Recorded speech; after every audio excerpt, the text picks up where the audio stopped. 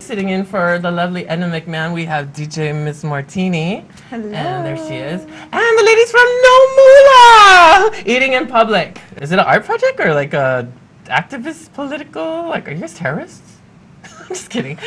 Only if you get scared. Only if you're afraid of food. Three things. If you're afraid of food things, then it's terror Yeah. all the way. Okay.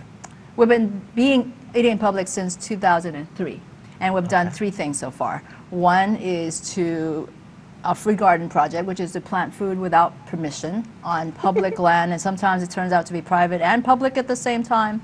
And the second thing we do is that we set up free stores.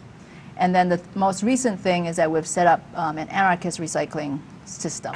And all of these things we never ask permission, and the reason is because we don't want to recognize the state as, or anybody, to have the authority to tell us what we can or can't do. So we just do it. The little piece of land that we grew food on is just this weedy patch of, crappy land. So we just planted papayas there. On the left picture is the sign put up by Kamehameha Schools or Bishop Estate. And then we put the sign on the right. We use this strategy in art called agitprop, which is to use exactly the same aesthetics as the rulers, and then we just make fun of them by saying the thing that they wouldn't say. So we're saying that we should not have to rely on a market system that gives us wages in order to eat, because that's another form of enslavement.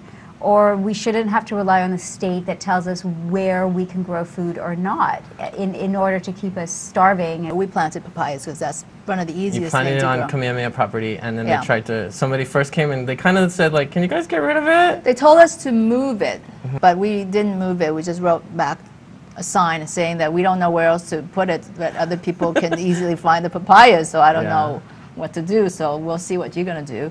And then a few months later, they moved the fence that separated the private and the public land right over our papaya plants, and then so kind of cut them all down. And this moment was really great because since it's been there for a while and people like the signs and the crazy things that we did, we had developed like some fans Cool. who were very irritated. Grassroots support. Yeah, they're like, why would anybody do that? It's like it's just papaya. And that's what's, I mean, this act of planting food is seen as unthreatening, but in the end it is really threatening. Well, we've got tons of really great things at the free store, but also a lot of people say, well, now I know where to put my things, because most people hate throwing things away. Yeah. So here's a space that's always there. So this is the picture of the one that we started in Kailua. We always hear that unless you have to, work, you're not going to appreciate the value of something. And that is, the free store has just put a lie to that, because people do appreciate things that they get for free. Well, the thing is that when we first set it up, there were people who were concerned that there would be like these homeless people or scary people who would take everything and then come and steal things from your house too. And it's proven to them that their fears are unfounded. Yeah. So the joke that you made, are we terrorists? And I think that what it's shown is that the terror lives inside of us because we are scared of the unknown. And once you show it, it's like, oh, it's not scary at all. Oh, I got this free thing. Having people reimagine their idea of community. What the free store showed them is all the people that they actually are in a community with that they either refuse to see before or refuse to acknowledge as possibly part of their community or were afraid of. And so it actually expanded people's sense of who's actually in this space. And it actually does include people that don't have very much money, and it includes people who are homeless. And all of a sudden, it created a space of interaction amongst people that hopefully lessened their fear. If they're not going to do it, we'll do it ourselves. Thank you. But if you buy the mesh by 3 feet rolls, you can get 2. Okay.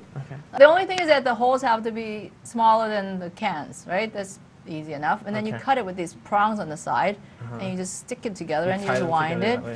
We have one in front of our house. We don't drink that much sodas and stuff, so we just leave it outside and someone else picks it up immediately. And they leave all the recyclables inside. And other of our neighbors leave their stuff too. What do you hope happens with this project? Where do you hope that it goes? Well, ideally, first people do it for do it themselves, but also start thinking of other things that haven't been thought of yet. Like what is it that we need? What is it that we want?